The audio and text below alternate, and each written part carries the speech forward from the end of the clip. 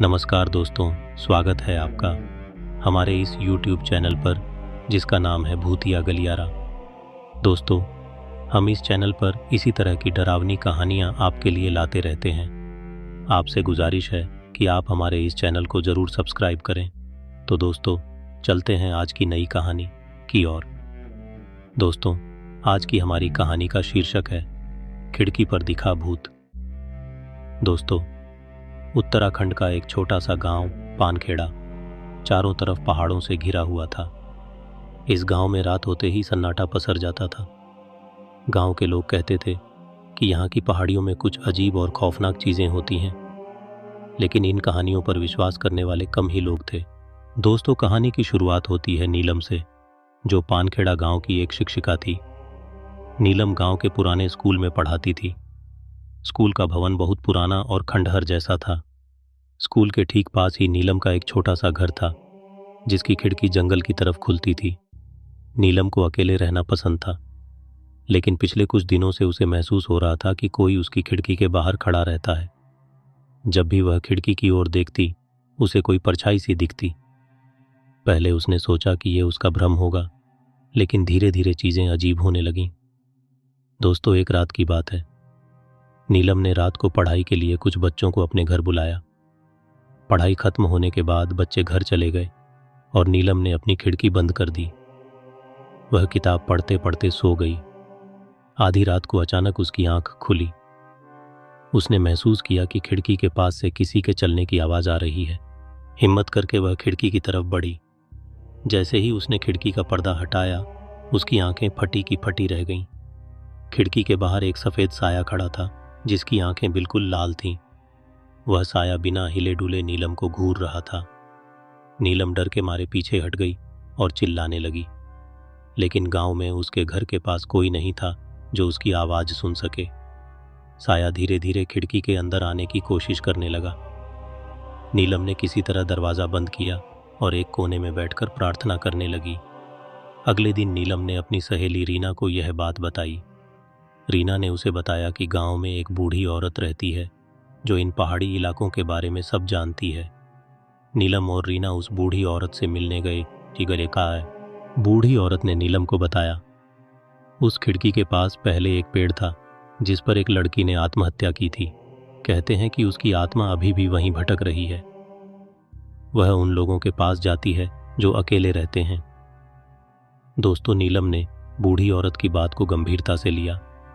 उसने घर में पूजा करवाई और खिड़की के पास नीम की पत्तियां और हनुमान चालीसा रख दी। लेकिन उस रात साया और ज्यादा खौफनाक हो गया। खिड़की पर जोर जोर से खटखटाने की आवाजें आने लगीं। नीलम ने अपनी हिम्मत जुटाई और खिड़की के पास जाकर हनुमान चालीसा पढ़ना शुरू किया। जैसे ही उसने मंत्रों का उच्चारण किया, वह साया तेज चीख मारकर गायब हो गया। उस घटना के बाद नीलम ने वह घर छोड़ दिया और गांव के दूसरे हिस्से में रहने लगी। लेकिन लोग कहते हैं कि जब भी रात को कोई उस खिड़की के पास जाता है, उसे लाल आंखों वाला भूत दिखाई देता है। दोस्तों, यह कहानी अब भी पानखेड़ा गांव में सुनाई जाती है और लोग उस खिड़की के पास जाने से डरते हैं। कहते हैं उस खिड़की पर जो भूत दिखता है वह कभी किसी को माफ नहीं करता। खिड़की पर दिखा भूत कहानी हमें सिखाती है कि डर से भागना समाधान नहीं है। जब हम डर का सामना करते हैं और सही उपाय अपनाते हैं तो किसी भी समस्या का हल निकाला जा सकता है।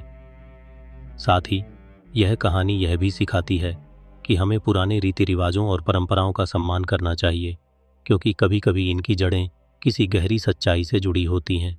साहस, धैर्य और विश्वास से हर मुश्किल का सामना किया जा सकता है। तो दोस्तों, कैसी लगी आपको हमारी ये कहानी? कृपया हमें कमेंट बॉक्स में ज़रूर बताएं। चलिए दोस्तों, ले चलते हैं आपको एक और नई कहानी की। और दोस्तों, आज की हमारी कहानी का शीर्षक है काली घाटी का रहस्य। दोस्तों, उत्तराखंड के एक छोटे से गांव के पास एक घना जंगल था जिसे लोग काली घाटी कहते थे। यह घाटी अपने रहस्यमयी और डरावने किस्सों के लिए मशहूर थी। गांव के बड़े बुजुर्ग कहते थे कि वहां रात को जाने वाला कभी लौटकर नहीं आता। गांव के हीरो नाम के एक युवक ने इन कहानियों को झूठ मान लिया और काली घाटी के बारे में सच्चाई जानने की ठानी।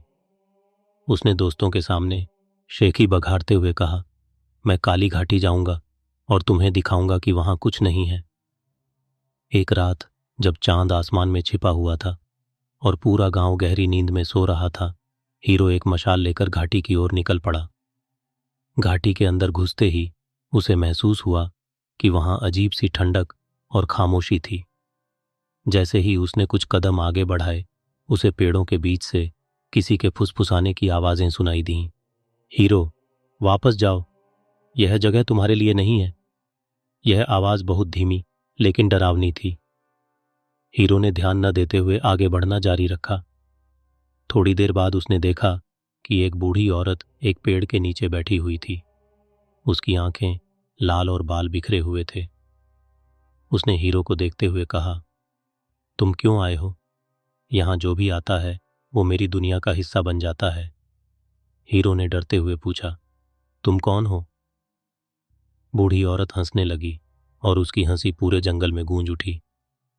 अचानक वह औरत गायब हो गई और चारों ओर से भूतों की आकृतियां प्रकट होने लगीं। हीरो ने भागने की कोशिश की, लेकिन उसके पैर जैसे जमीन में धंस गए। उसे लगा कि वह अब कभी इस जगह से वापस नहीं जा पाएगा।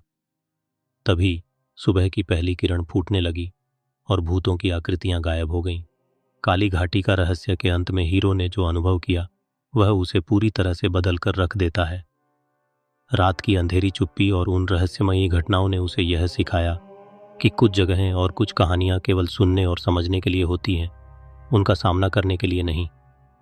हीरो अब जानता था कि कभी कभी हमें अपनी हिम्मत और शेखी को थामकर उन चीज़ों का सम्मान करना चाहिए जिन्हें हम नहीं समझ सकते।